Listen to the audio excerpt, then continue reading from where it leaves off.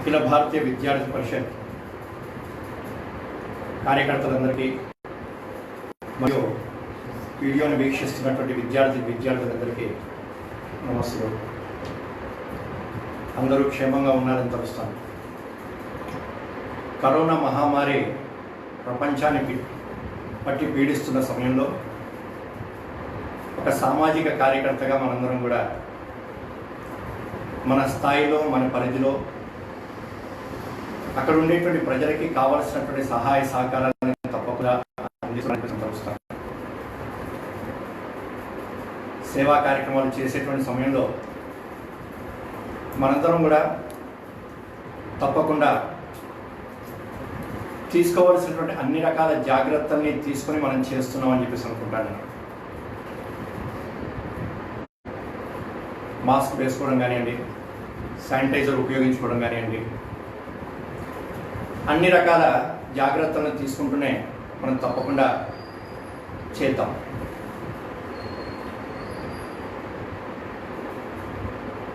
ఈరోజు ఉండేటువంటి ఈ సమయంలో ఒక సామాజిక కార్యకర్తగా మనకు ఉండవలసినటువంటి కొన్ని గుణాలు కానివ్వండి, లక్షణాలు కానివ్వండి, మనందరికీ తెలిసినవి అనేక సందర్భాల్లో వింటున్నటువంటివి ఒక్కసారి నెమరు వేసుకుందాం, గుర్తు చేసుకుందాం. బాల గంగాధర్ తిలక్ గారు స్వాతంత్ర సమర యోధులు, కానీ ఒక మంచి గణిత ఉపాధ్యాయులు. వారి యొక్క గణితానికి సంబంధించినటువంటి ఒక వ్యాసము చూసి విదేశీ గణిత శాస్త్రవేత్త వారిని అడుగుతారు, ఈ రాజకీయాలు వదిలి మీరు గణితం కోసం కనుక పనిచేసినట్టయితే దేశానికి మంచి పేరు తీసుకొస్తారు కదా అని చెప్పేసి అంటారు. వారికి సమాధానం చెప్తూ అంటారు, నాకు ఇష్టమైంది గణితమే, కానీ ఈ రోజున నా దేశానికి అవసరమైనటువంటిది స్వాతంత్రము. కాబట్టి నా ఇష్టమైనటువంటి పనిని పక్కన పెట్టి నా దేశానికి అవసరమైనటువంటి పనిని ఇష్టంగా చేస్తాను అని చెప్పారు.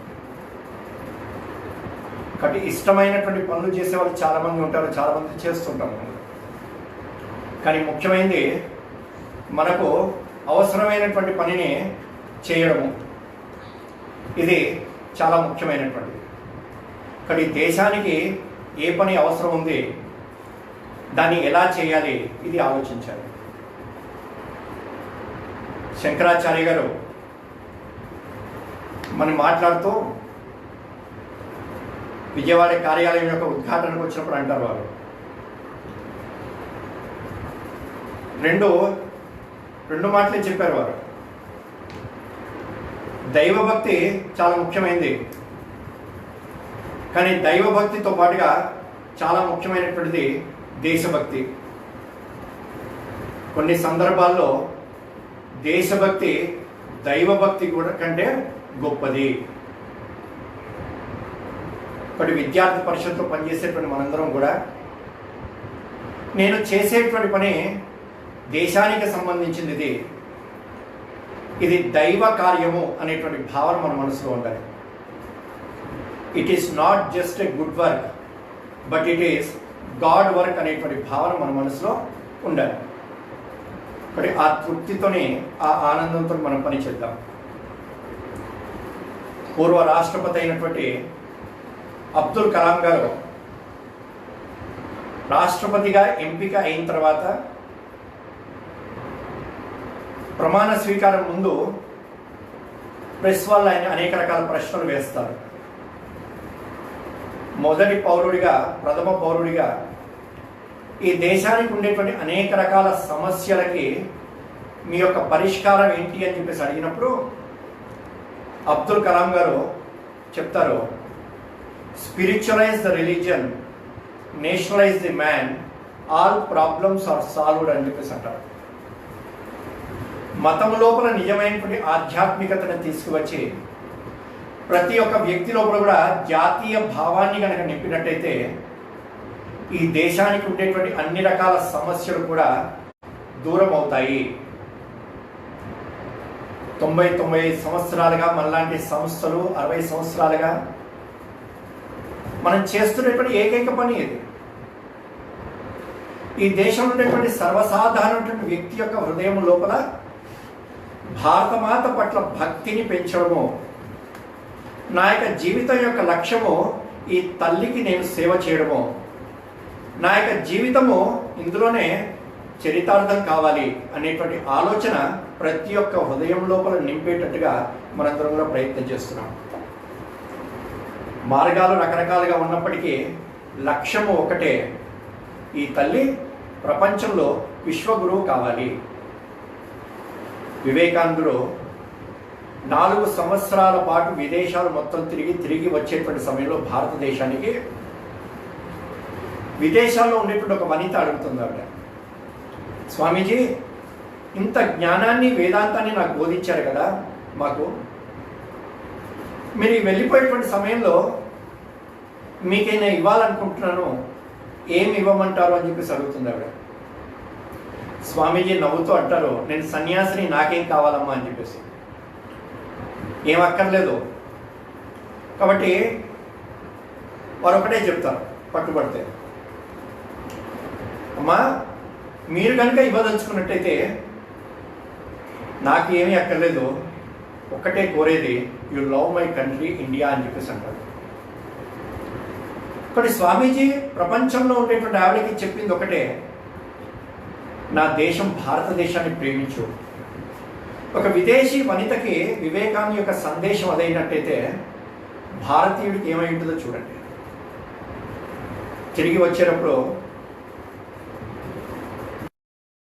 వాళ్ళు అడుగుతారు, స్వామీజీ మీ దేశం గురించి ఇంత గొప్పగా చెప్తుంటారు, మీరు 4 సంవత్సరాల తర్వాత అటువంటి పుణ్యమైనటువంటి దేశానికి మీరు వెళ్తున్నారు, మీకేమనిపిస్తుంది ఇప్పుడు అని చెప్పేసి అడుగుతారు. స్వామీజీ చాలా ఆనందంతో చెప్తారు వారు, before coming to America I use to love my country. అమెరికాకి వచ్చే ముందు నా దేశాన్ని నేను ప్రేమించాను, but after 4 long years love has changed to devotion and increased 1000 times అంటారు. ఈ ప్రేమ భక్తిగా మారి 1000 రెట్లు పెరిగింది అని చెప్పేసి అంటారు. మన యొక్క లక్ష్యము, మన యొక్క గోల్ గొప్ప దేశంగా తీర్చిదిద్దాలి. ప్రపంచంలో ఉండేటువంటి 200 దేశాలు కూడా భారతదేశాన్ని మన యొక్క ఆర్థిక శక్తి కానీ సైనిక శక్తితోని కాకుండా మన యొక్క ధార్మికమైనటువంటి ఆధ్యాత్మిక శక్తితోని ఈ దేశాన్ని మనం అందరూ కూడా విశ్వ గురువుగా స్వీకరించాలి. ఇది మన యొక్క లక్ష్యం. ఇది దీనికోసం అని చెప్పేసి మనందరం కూడా ఒక సామాజిక కార్యకర్తగా మనందరం కూడా పనిచేద్దాము. పనిచేసేటువంటి సమయంలో మనందరికి కూడా తప్పకుండా మన యొక్క లక్ష్యం మనకు గుర్తుండాలి, చాలా ముఖ్యమైనటువంటి. అనేక సంవత్సరాల పాటు పనిచేస్తున్నప్పుడు కార్యక్రమాల యొక్క హడావిడిలో పడిపోకుండా ఏ కార్యక్రమం చేసినప్పటికీ నా యొక్క లక్ష్యాన్ని నేను చేరే దిశలో నేను ఉన్నానా లేదా అని చెప్పేసి మనందరం కూడా గుర్తు పెట్టుకోవాలి. బస్సు ఎక్కి హైదరాబాద్కి వెళ్ళాలి. బస్ స్టాండ్కి వెళ్ళిన తర్వాత హైదరాబాద్ బస్సు రష్గా ఉందని చెప్పేసి విశాఖపట్నం వెళ్ళేటువంటి బస్సు ఖాళీగా ఉంది కదా అని చెప్పేసి దాన్ని ఎక్కను నేను. రష్గా ఉన్నప్పటికీ, సాధారణమైనటువంటి బస్సు అయినప్పటికీ, సీటు దొరక్కపోయినప్పటికీ నా లక్ష్యం ఏదైతుందో నేను ఎటైతే వెళ్ళాలో అటువైపే వెళ్తాను. అదేవిధంగా మన యొక్క గోల్ మనకు స్పష్టంగా ఉండాలి. ఆ గోల్ని చేరడానికి ఉండేటువంటి మార్గం ఏదైతుందో ఆ మార్గంలో నిరంతరం కష్టపడుతూ పనిచేయాలి. రెండవది, పనిచేసేటువంటి సమయంలో నేను ఏ పని అయితే చేస్తున్నానో ఆ పని పట్ల భక్తి భావం ఉండాలి. దానితో పాటుగా ఏ పని అయితే చేయాలో ఆ పని నాకు పూర్తి అవగాహన కలిగి ఉండాలి. భగవద్గీతలో చెప్తారు, భక్తి జ్ఞాన కర్మయోగాలు అని చెప్పేసి.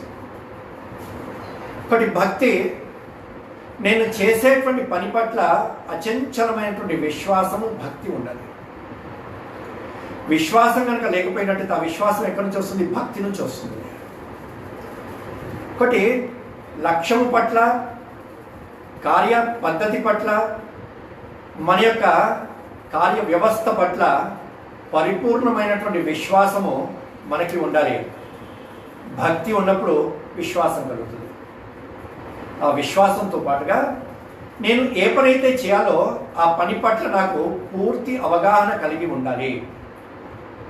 ఒకటి ఏ పనిని చేయాలి, ఎలా చేయాలి అనేటువంటిది తప్పకుండా తెలుసుకుని ఉండాలి. చేసేటువంటి సమయంలో నాకు తెలిసిన దాంతో నేను చేస్తాను అనేటువంటి భావన సరిపోదు.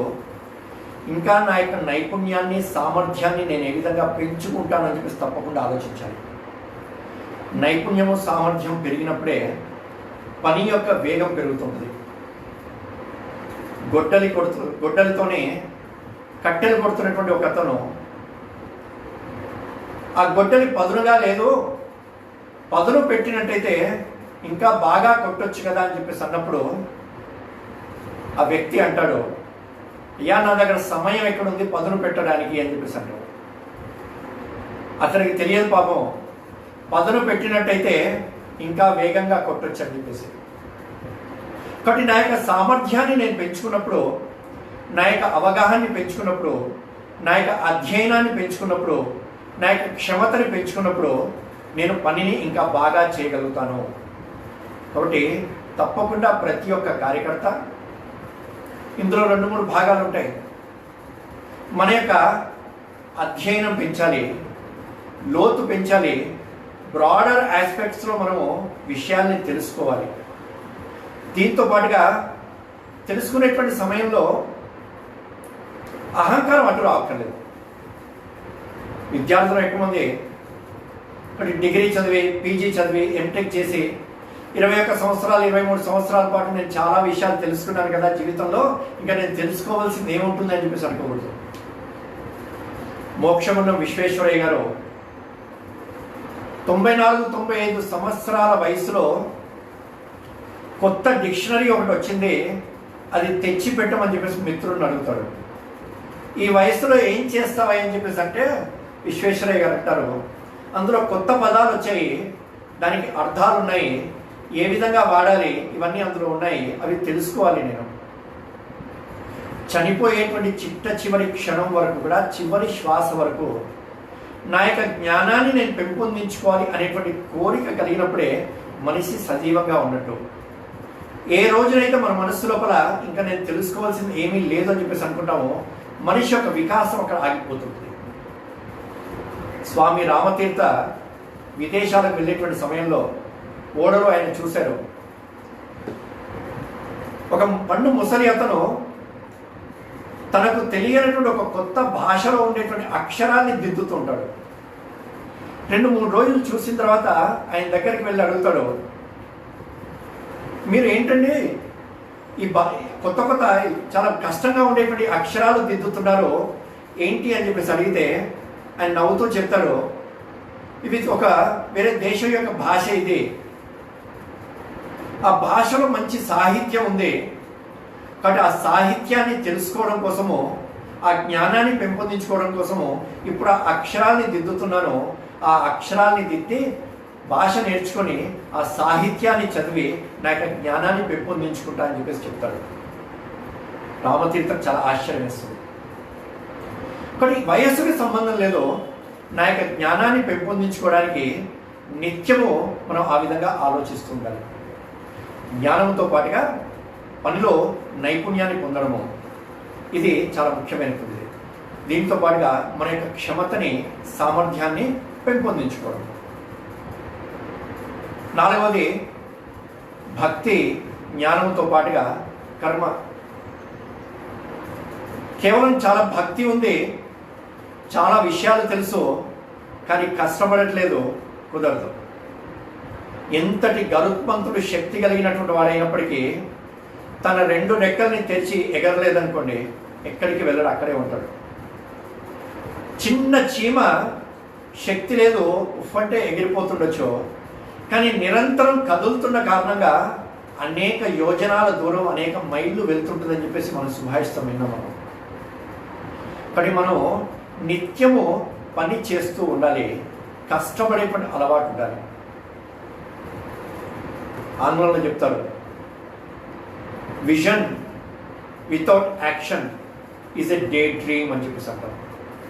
అలాగే action without vision is a nightmare అని చెప్పేసి అంటారు. కానీ ఈ రెండు తప్పకుండా విజన్ ఉండాలి, విజన్తో పాటుగా యాక్షన్ ఉండాలి. కానీ నా యొక్క లక్ష్యాన్ని చేరుకోవడం కోసము భగవంతుడు ఇచ్చినటువంటి అతి విలువైనటువంటిది సమయము. ఆ సమయాన్ని నేను ఇచ్చి పని చెయ్యాలి అని చెప్పేసి మనసులో అనుకోవాలి.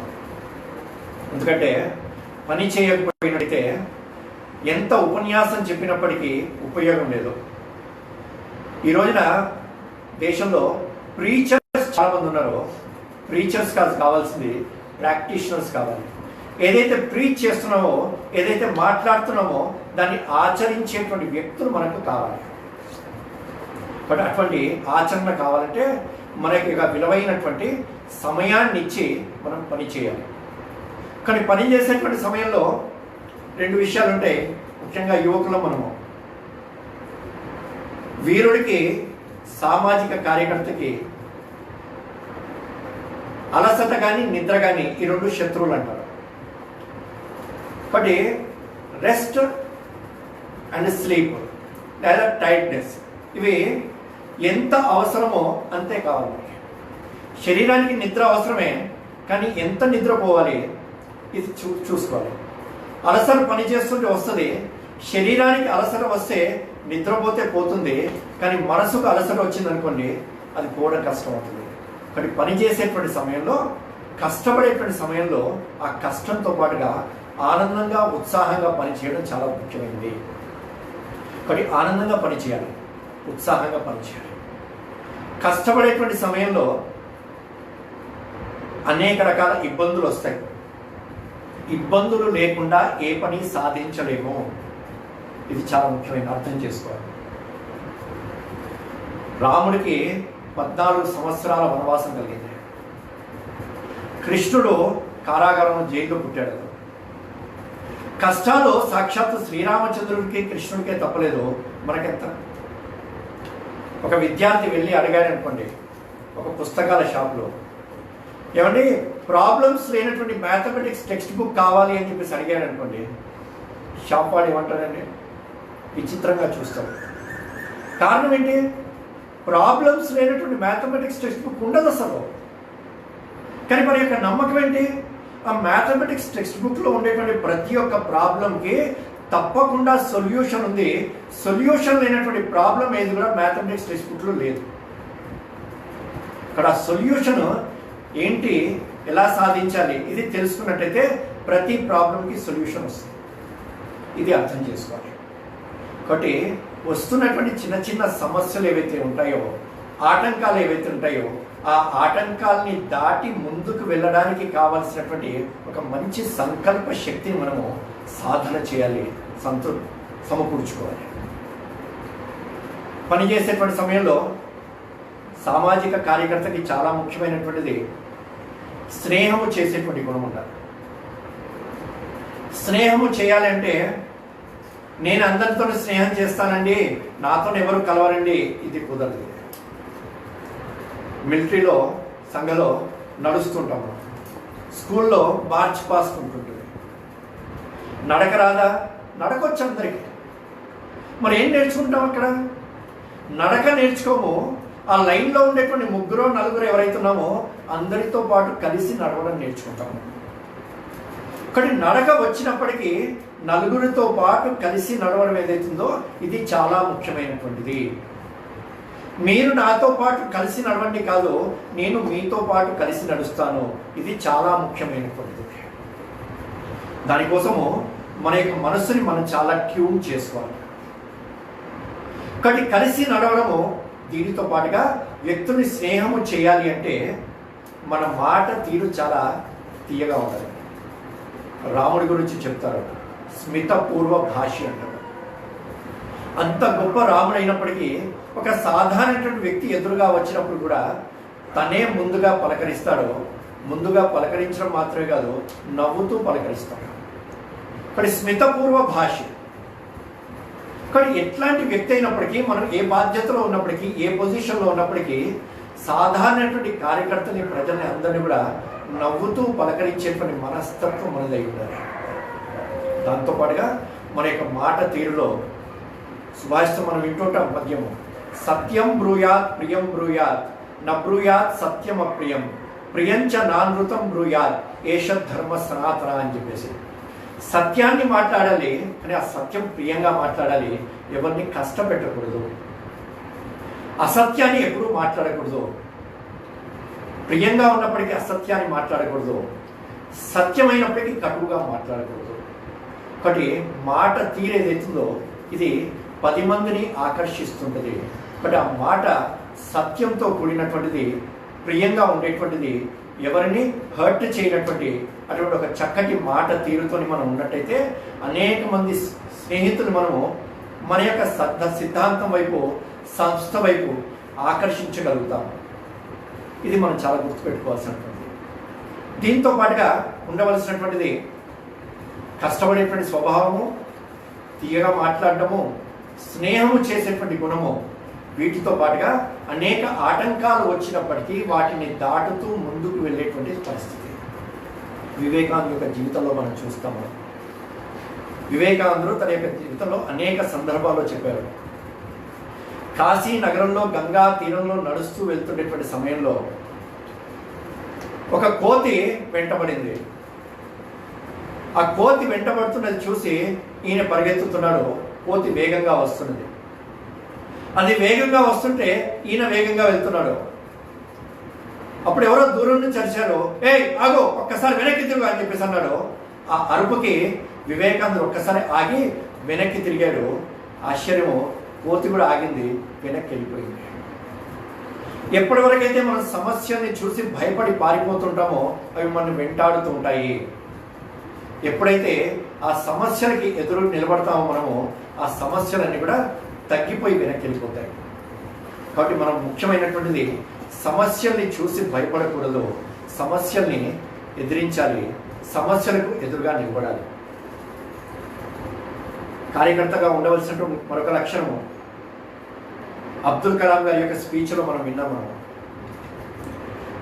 1979లో SLV3 ప్రాజెక్ట్ డైరెక్టర్గా శ్రీహరికోటలో లాంచ్ కోసం అని చెప్పేసి వెళ్ళారు వారు. కౌంటింగ్ స్టార్ట్ అయింది. చిట్ట చివరి క్షణంలో, చిట్ట చివరి నిమిషంలో అందులో ఇబ్బంది వచ్చి ఆగిపోయింది. సైంటిస్టులు అందరూ కలిసి కొన్ని నిమిషాల పాటు ఆలోచించిన తర్వాత పర్వాలేదని చెప్పేసి దానికి సిగ్నల్ ఇస్తారు, లాంచ్ చేస్తారు. ఆ డెసిషన్ తీసుకుంది అబ్దుల్ కలాం గారు. ఆ డెసిషన్ తీసుకున్న తర్వాత లాంచ్ చేసిన తర్వాత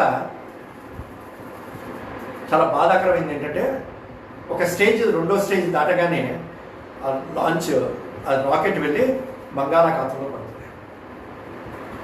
అనేక నెలల పాటు బాగా కష్టపడి డబ్బు వెచ్చించినటువంటి ఏదైతే రాకెట్ ఉందో అది బంగాళాఖాతంలో పడిపోతే సైంటిస్టులు అందరూ కూడా బాధపడుతుంటారు. అబ్దుల్ కలాం గారు చెప్తారు, ఏ గ్రేట్ విజనరీ లీడర్ అంటారు చూడండి. సైంటిస్ట్ సతీష్ ధావన్ గారు వచ్చేసి నా ప్రెస్ కాన్ఫరెన్స్ ఉంది మాట్లాడుతూ ఉంటారు.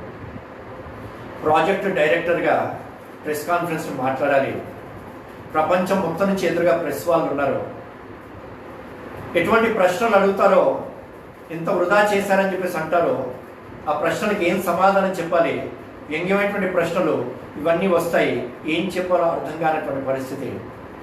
కానీ అక్కడికి వెళ్ళిన తర్వాత సతీష్ ధావన్ గారు ప్రెస్ కాన్ఫరెన్స్ని తను తీసుకుంటారు. అబ్దుల్ కలాం గారిని పక్కన కూర్చోబెట్టి వారు ఒకటే చెప్తారు, ఈ రోజున మేము ఫెయిల్ అయ్యాము, కానీ మా సైంటిస్టులు అందరి మీద నాకు నమ్మకం ఉంది, 1 సంవత్సరంలో తప్పకుండా మళ్ళీ విజయం పొందుతాము, వచ్చే సంవత్సరం మళ్ళీ లాంచ్ చేస్తామని చెప్పేసి చెప్తారు. అందరికీ ఆశ్చర్యం ఇస్తుంది. సరిగ్గా 1 సంవత్సరం తర్వాత మళ్ళీ ప్రయోగం చేస్తారు, ప్రయోగము సఫలమవుతుంది, సక్సెస్ చూస్తారు.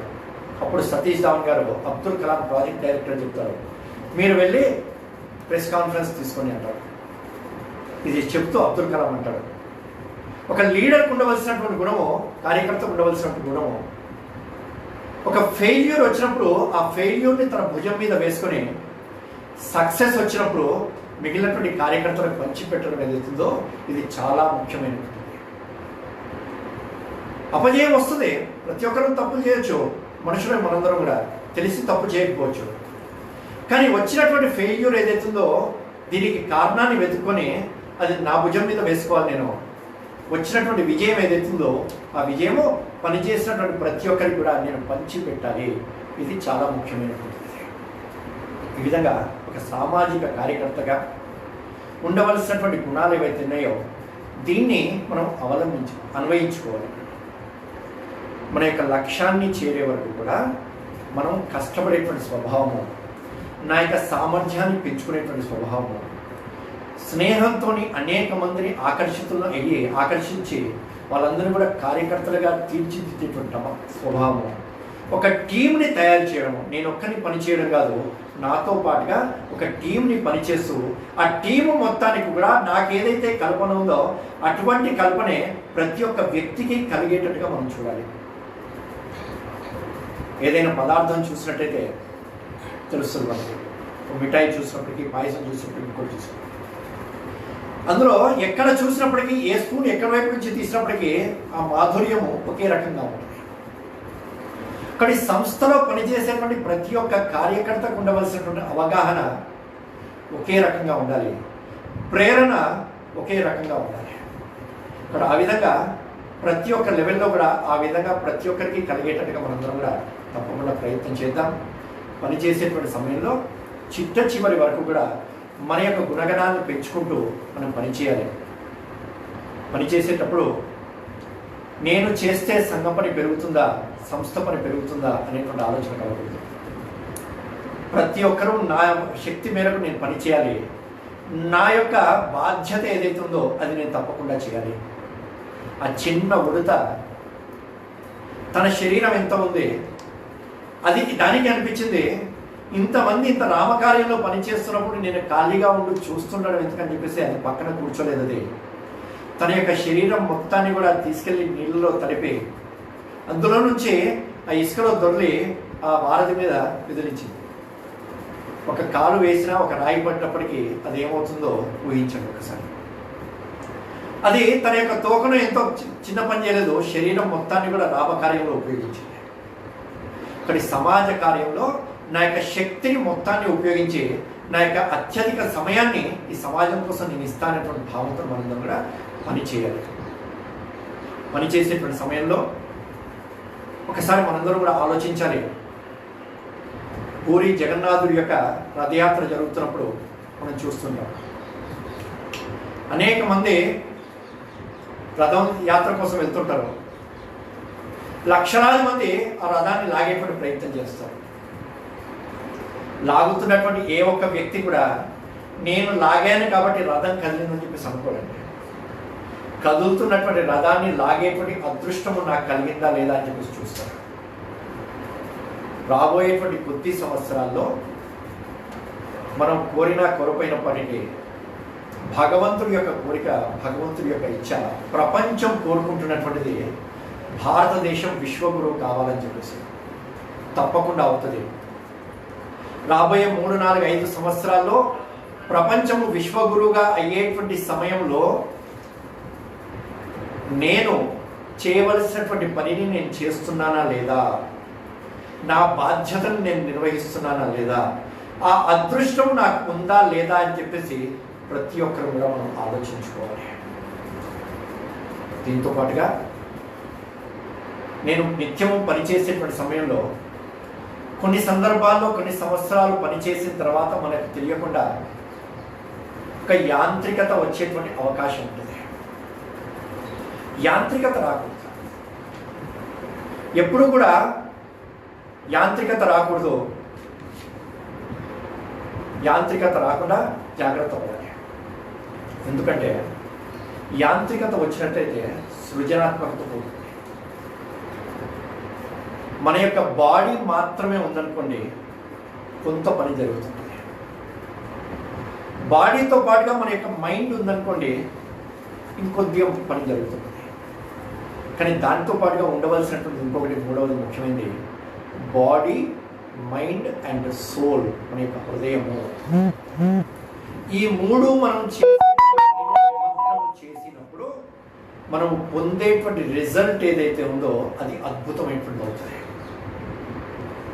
కానీ కేవలము నా యొక్క శరీరాన్ని నేను సమయం ఇచ్చాను సరిపోదు. నేను శరీరం పెట్టేసి సమయం పెట్టేసి నా యొక్క శరీరాన్ని ఆ విధంగా నేను సమయం ఇచ్చి పనిచేసేటువంటి సమయంలో నా యొక్క మనసు ఏమి ఆలోచిస్తుంది, నా యొక్క మనసు ఏ విధంగా ఉంది, ఇది తప్పకుండా ఆలోచించాలి.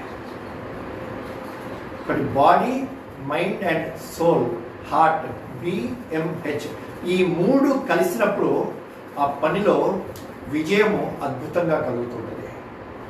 అది మనందరం కూడా మన యొక్క లక్ష్యం ఏదైతుందో దాన్ని చేరేటువంటి దిశలో ప్రయత్నం చేస్తున్నప్పుడు ఆ విధంగా మన మనస్సుని, హృదయాన్ని మనం అందులో పెడదాము.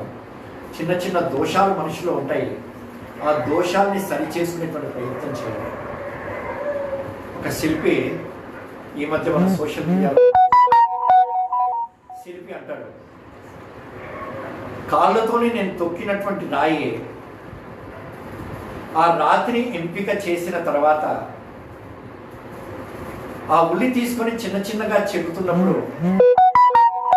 నా మనసులో ఒక కల్పన ఉంది, ఏ విగ్రహం కావాలి అని చెప్పేసి ఆ విగ్రహానికి తగ్గట్టుగా ఉల్లితోని చెక్కుతూ అవసరం లేనటువంటి ముక్కలన్నీ కూడా తీసేసిన తర్వాత ఒక అద్భుతమైనటువంటి శిల్పము, భగవంతుడి యొక్క రూపం వచ్చింది.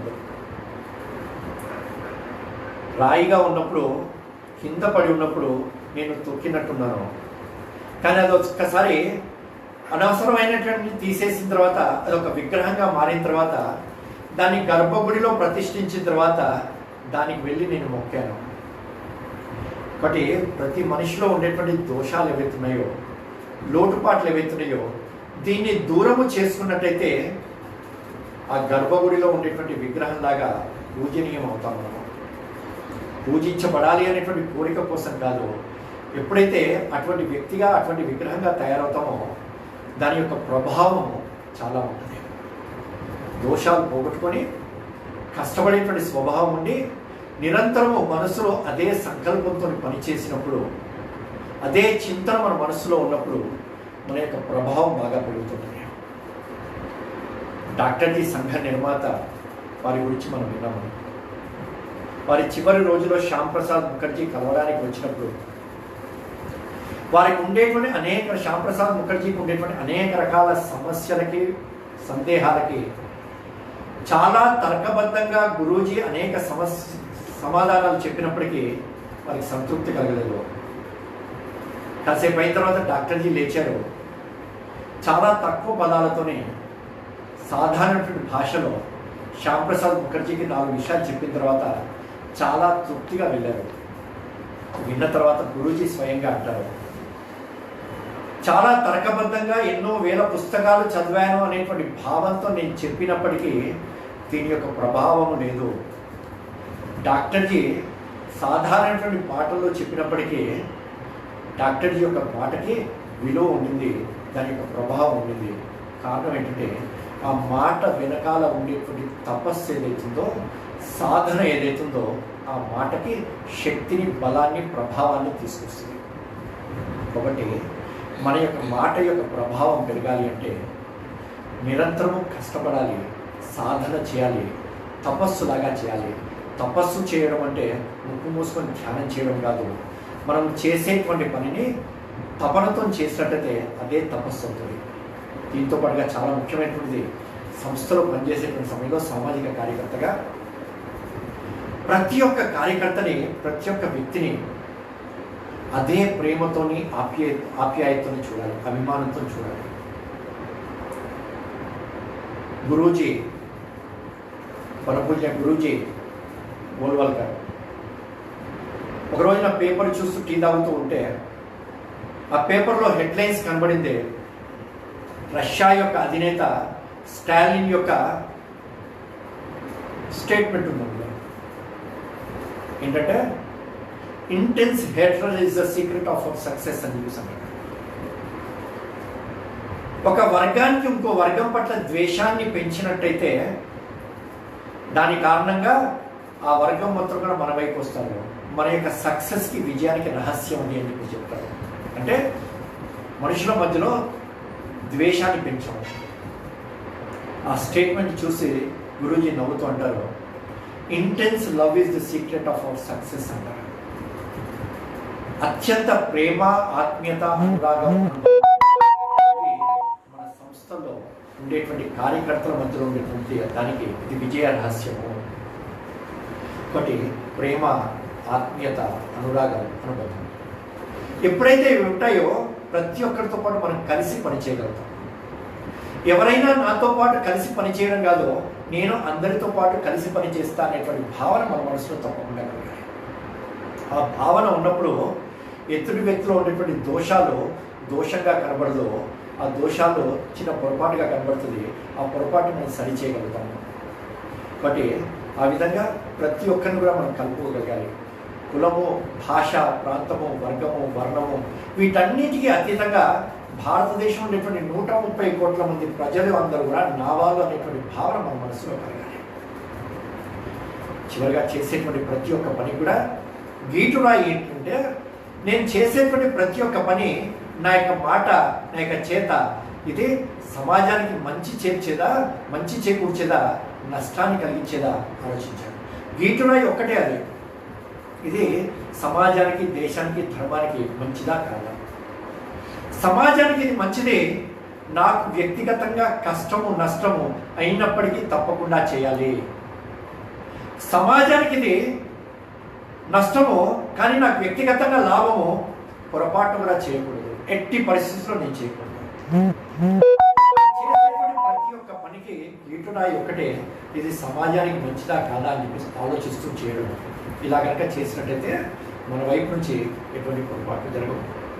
కానీ నిరంతరం ఆ విధంగా పనిచేస్తూ జీవితం యొక్క చిట్ట చివరి క్షణం వరకు కూడా నేను పని చేయాలనే ఆలోచన కలగాలి. కొద్ది సంవత్సరాలు నేను పని చేస్తాను.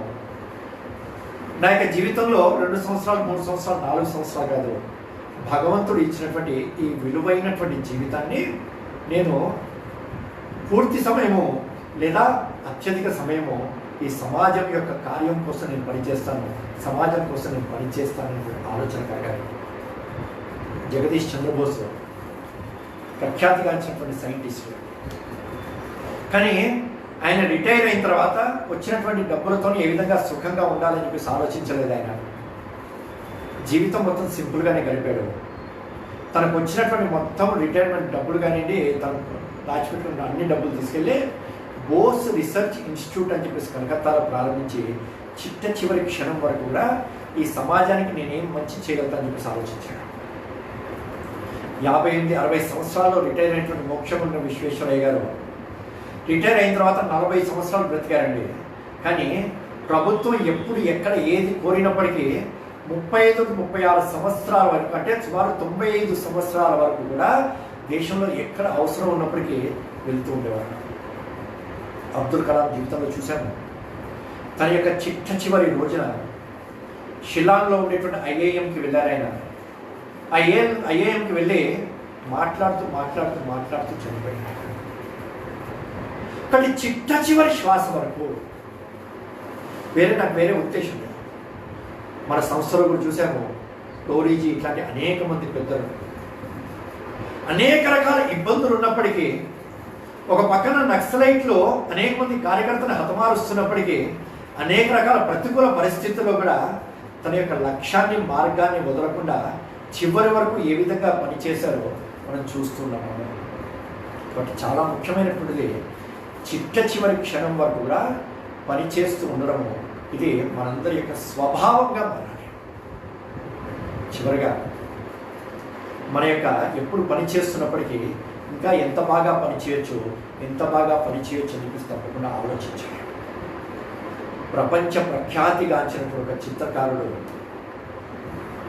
అనేక మెడల్స్ వచ్చాయి అతనికి. చివరిలో ప్రపంచ ప్రఖ్యాతిగాంచినటువంటిది ఒక గుర్తింపు వచ్చింది అతనికి. వచ్చిన తర్వాత అతని నగరంలో మంచి సన్మానం జరుగుతుంది. చాలా గొప్ప సన్మానం అది. ఆ సన్మానంలో ఆయన అడుగుతారు, సుమారు 30-35 సంవత్సరాల పాటు ఆయన వేసినటువంటి అనేక వేల పెయింటింగ్స్. ఆయన అడుగుతారు, ఇన్ని సంవత్సరాలు మీరు వేసినటువంటి పెయింటింగ్స్లో బెస్ట్ పెయింటింగ్ ఏది అని చెప్పేసి అడుగుతారు. ఆయన నవ్వుతూ ఒకటే చెప్తాడు, my next painting is the best painting అని చెప్పేసి అంటాడు. ఇంత అద్భుతమైనటువంటి గుర్తింపు వచ్చినప్పటికీ 30-35 సంవత్సరాల పాటు అనేక వేల పెయింటింగ్స్ వేసినప్పటికీ ఆయన మనసులో ఇంకా ఎప్పుడు ఉన్నటువంటిది, నా తర్వాత వేసేటువంటి పెయింటింగ్ ఇంకా బాగా వేయాలి, ఇంకా బాగా వేయాలి. కాబట్టి పనిచేసేటువంటి కార్యకర్త ఎప్పుడు కూడా నా యొక్క నైపుణ్యాన్ని పెంచుకుంటూ చేసేటువంటి పని ఇంకా బాగా ఎలా చేయాలి అని చెప్పేసి ఆలోచించాలి తప్ప చేస్తున్నటువంటి పనికి ఎప్పుడు కూడా సంతృప్తి చెందకూడదు. అలా అని చెప్పేసి నిరుత్సాహపడకూడదు. కానీ ఆ తెలియనట్టు ఆ చిన్న అసంతృప్తి ఏదైతుందో ఇంకా మన యొక్క మెరుగుదల వైపుకి, ఇంకా మన యొక్క మంచి నైపుణ్యాన్ని పెంచుతూ, సామర్థ్యాన్ని పెంచుతూ, మన యొక్క లక్ష్యాన్ని వేగంగా ముందుకు తీసుకెళ్లేటట్టుగా చేయడం కోసం మనందరం కూడా ప్రయత్నం చేద్దాం. మనందరి యొక్క అదృష్టం ఈ రోజున రాబోయేటువంటి కొద్ది సంవత్సరాల్లో మనందరి యొక్క ప్రయత్నం కారణంగా ప్రపంచం మొత్తం కూడా భారతదేశాన్ని ఒక విశ్వగురువుగా చూసేటువంటి దృష్టిలో ప్రపంచం మొత్తం కూడా ప్రయాణం అవుతున్నది. మనందరి యొక్క అదృష్టము. అటువంటి సమయంలో మనందరం కూడా ఒక జన్మించినందుకు మన యొక్క జీవితాన్ని భారతమాత యొక్క పాదాల చెంత ఈ భగవంతుడి యొక్క కార్యంలో, సామాజిక కార్యంలో మన యొక్క జీవితాన్ని సార్థకం చేసుకోవడం కోసం మనందరం కూడా ప్రయత్నం చేద్దాం. భారత్ మాతాకి జై.